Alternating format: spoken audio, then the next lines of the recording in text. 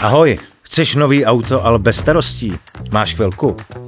Vysvětlím ti moje zkušenosti s operativním leasingem a proč by to právě pro tebe mohla být dobrá volba. Takže, když si pořizuješ auto, máš možnosti.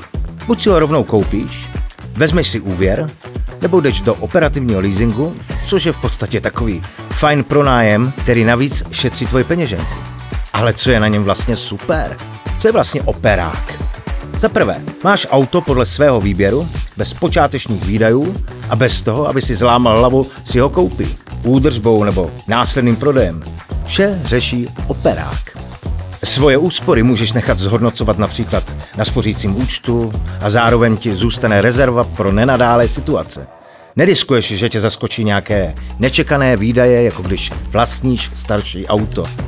Od začátku přesně víš, kolik zaplatíš. Servis už máš v ceně, volitelně taky silniční asistenci, takže žádné další náklady spojené s údržbou auta. Jezdíš si bez starostí s výhodami nového vozu a se zárukou. Po skončení auto vrátíš a neřešíš jeho hodnotu ani další starosti spojené s prodejem. Operativní leasing je tady pro každého. Nezáleží na tom, jestli jsi v autě jako doma, nebo chceš jen spolehlivý dopravní prostředek. Vysoké poplatky po ukončení operáku jsou mýtus. Po skončení pronájmu zkontrolujeme stav auta i nájezd kilometrů. Dohodnuté kilometry i běžné opotřebení jsou v ceně pronájmu. Pro řešení nadměrných poškození je více možností.